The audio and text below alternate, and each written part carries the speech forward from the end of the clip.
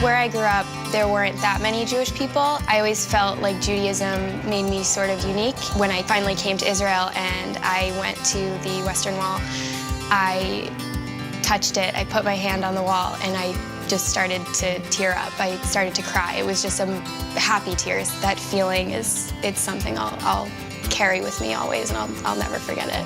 I feel like I'm an Israeli right now.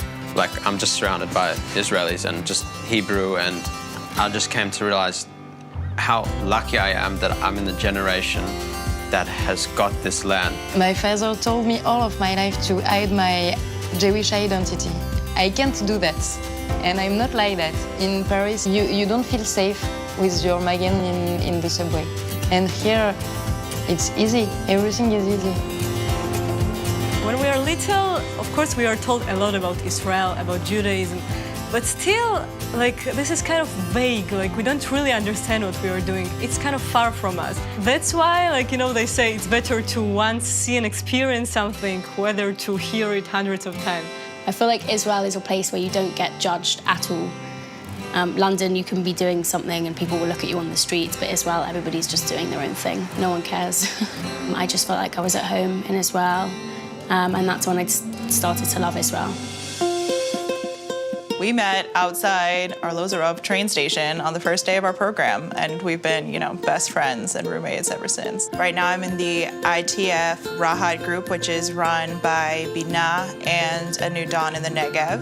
Rahat is interesting. You know, we tell people that we're working in Rahat, and they say, okay, it's a city. There's 70,000 people that live there. There's 5 of us that are teaching, and we all have different elementary schools. My experience has been almost like walking in, I'm a superstar. All the kids want to wave, or they say, hi, teacher. They're just so happy and excited that I'm there. And so that makes me really excited to be there.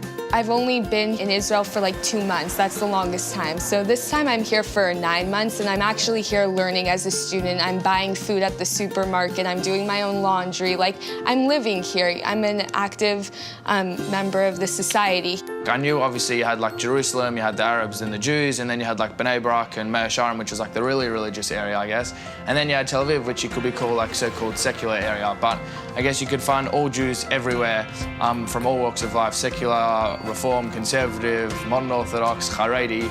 And that's the beauty of living in Israel, in a place like this, where everyone can live together and be happy together, I guess, in one little place. Something that for me and for other Jewish, I think in the world it's incredible, is that if we have a problem in our country, economic, social, persecution, each problem, we can come here, arrive to Israel, and they will receive us with all the things we need to feel like home. That is incredible, because there is no place in the world that will receive us like Israel. I just see the Jewish history and what our people do for the country, and it just really amazes me. From completing Israel Advocacy Track as offered on IBC, I learned a variety of skills and I learned knowledge which I'm very excited to take back with me to Australia and become an ambassador for Israel, stand up for Israel, and pursue my Zionistic passion. Such a program as Masa, there is always a question, what it for me to be Jewish? Somebody will tell that for me it's to keep Shabbat, for me it's Jewish holidays, but for me it's not about the religion. For me, to be Jewish is who I am inside.